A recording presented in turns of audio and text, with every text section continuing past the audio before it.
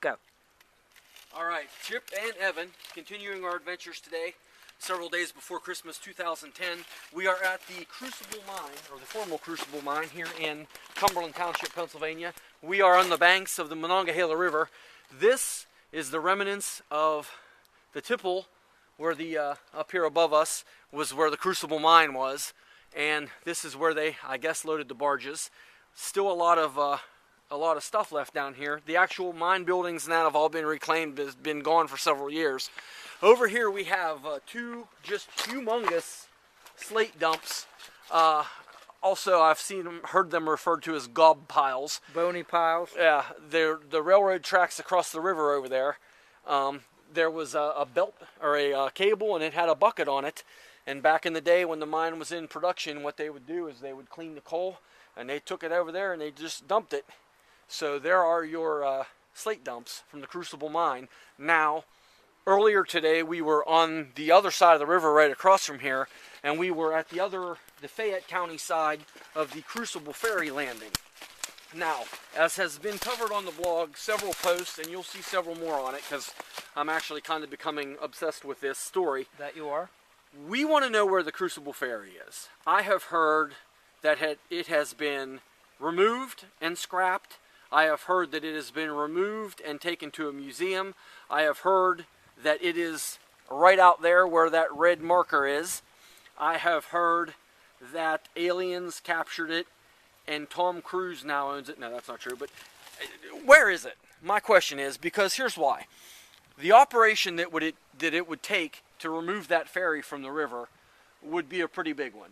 And I don't imagine it would go unnoticed. So if someone did pull this ferry out of there, and if it is in a museum, we want to know. We want to come see it. We want to talk about it. If the ferry was even cut up for scrap, I would imagine that somebody around here did it and knows about it. What do we think? I think it's right up there where that red marker is. Don't know for sure. Could be wrong. Could be talking out my rear end. I've been known to do that. I think it's gone. Because on Chip's earlier blog, he posted pictures from like 1976 or 77 with the ferry boat laying on... 82. 82. And the ferry boat, go back in the blog, do your research, and you'll find it. There's pictures of it there. And then the Coda, as it was called. And I guess it sat there forever until the flood of 85 hit. Yep. When this water was up to there. Unbelievable. Yep. And when that water rose, it washed the ferry down. And now, Margaret Mitchell, as of the recording of this right now, today is December 23rd, 2010. As far as I know, she's still with us. I've been told she's in the rest home in Waynesburg. I'm going to research that a little bit more. We may go see if we can visit Mrs. Mitchell and find out, because I'm assuming that if anybody would know, it would be her. Earlier today, we talked to a gentleman whose father actually operated the ferry for Mrs. Mitchell, and we were, I don't think you can see it from here, but we were actually on the Fayette County side earlier today. The gentleman that lives on the property where the landing is now told us it's in the river. It's right by the pilings for the mine. He said, I used to work for the Coast Guard, and that buoy means that there's something in the water. Yep. So that's our question. Or is it a buoy?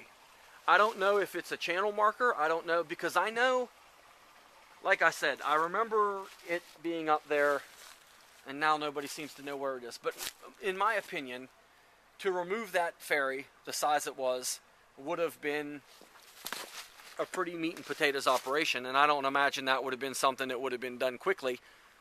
Who knows? Maybe I was preoccupied and missed the whole event. But what we're going to do is get a little bit more pictures. But this is where the Crucible Mine was, and this is pretty much all that's left of it worth seeing. Once I get up to the top of the hill, I'll put some more of the empty brownfield on it so you can see. Okay. Okay, back on the top side of the Crucible Mine. For no apparent reason, there are two single wides down here. What'd you find there, sir? A red lobster tropical explosion. Huh. Yummy. No idea why these are here. But, yeah. They're here. They're here.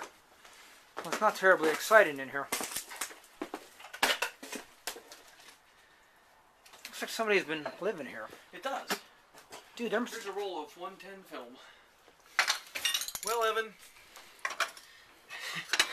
here, let's have a snack. Here we are at Crucible Mine, and this is footage that we probably will never use, and it'll make the outtake reel. You don't want me to put this in? I don't know. We'll see how it looks.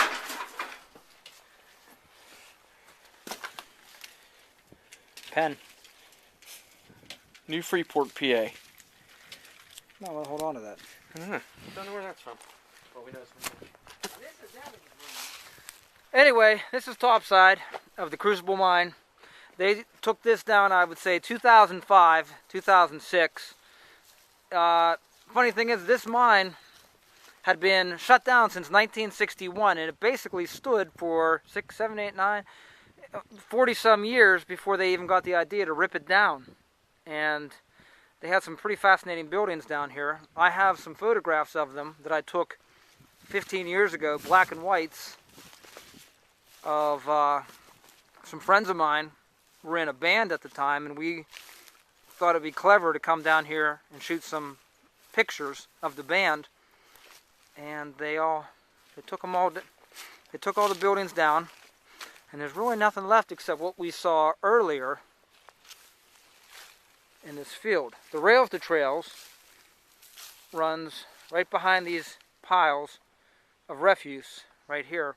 That's the very ending of the rails to trails. Okay, a better vantage point from up here. Oh, I think I'm gonna take this place. You gonna take it? It's pretty sweet. It's a good location. Well ventilated. It's blustery today, to say the least. There's the rails to trails right down there. Nobody on it today.